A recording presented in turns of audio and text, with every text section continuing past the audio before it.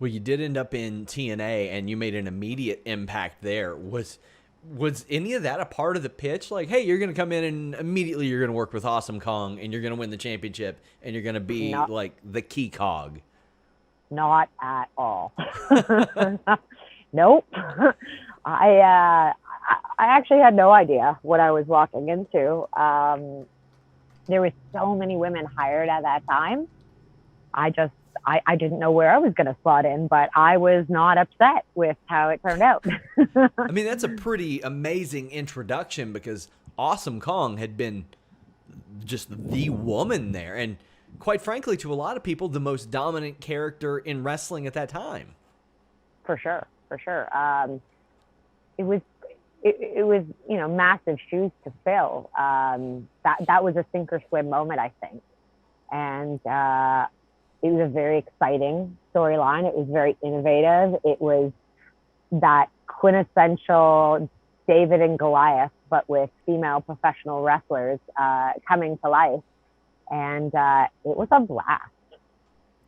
And we talk about the women's revolution and the way that women are presented today. That was happening a decade ago with TNA wrestling. Like, to me, in that era, especially around the time Hogan and Bischoff took over, like, throughout that transition, the women were the most integral part of that show. They were what stood out. I couldn't see on WWE programming what I saw on TNA programming by way of women's wrestling. How important was that to you sticking around and your happiness then? Was that a level of creative satisfaction that was getting fulfilled? Absolutely. And at that point, after being with WWE just for a year, but being on the road probably for a good 5 months with the WWE crew, the mentality and morale of everybody at TNA, everyone was pretty darn happy to be there. The crews were happy, the wrestlers were happy. It was much more of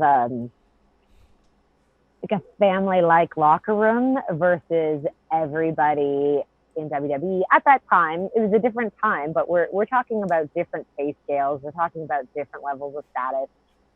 Everyone is a lot more on edge at WWE, and you're not so quick to be accepted. Whereas I think with TNA, everybody was just so happy to be there, and it was homegrown talent. There wasn't a lot of big names that were competing with each other, so they were all creating this product together, and I loved that. And regardless of the salaries that were coming in, being part of this like homegrown product that was gaining massive steam and momentum, and everyone was getting along, that was priceless to me, and that's what made me stay. I never looked back at WWE.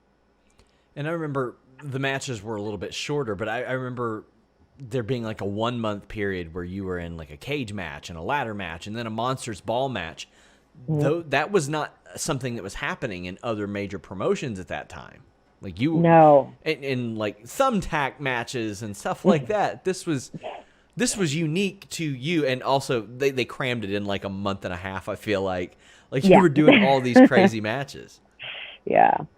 Yeah, no, it was, like I said, it was a very cool time, and it really set the tone for what women's wrestling could be. And, I hope I did a good enough job that, that had continued. And I assume it has done, but if it hasn't, I'd love to be part of bringing those matches back, because I think women are at a point now where they're not just having good matches for women, they're having good matches.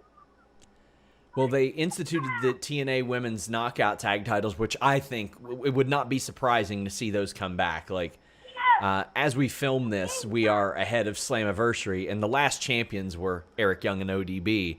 They're both out there in the free agent market. It wouldn't shock me to see them just pop up on Slammiversary with the titles as if they never lost them or something, pretending that, like, it wouldn't shock me at all. And Impact has, in my opinion, the deepest roster of any brand as far as women go. I'm sure if WWE pulled all their talent together, they would. But as far as an individual brand, Impact just, it has a lot of that. How much of that roster are you familiar with now?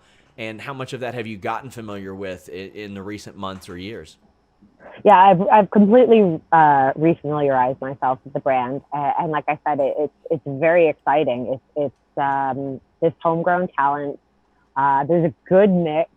There's a lot of people that were not known and now are names, and the women's division is growing, or the knockouts are growing fast. Yeah. Yeah, I love the addition of Deonna Purrazzo and Kylie Ray. I think Kiera Hogan is way better than anyone realizes. Tasha Steele's signing. Like, they just keep adding really, really good names. And they, as we mentioned, they lost you pretty early in your, well, I don't want to say early in your career because you had already been at it for years. It's just you were so young. I think it surprised so many people. How did that conversation go when you told them that you were going to wrap up your career?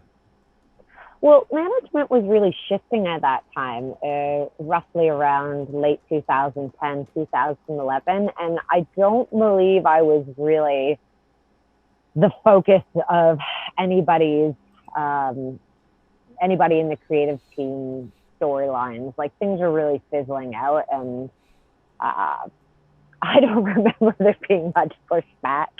If there was, I already had my mind made up. So I think it was pretty simple, I'll be honest.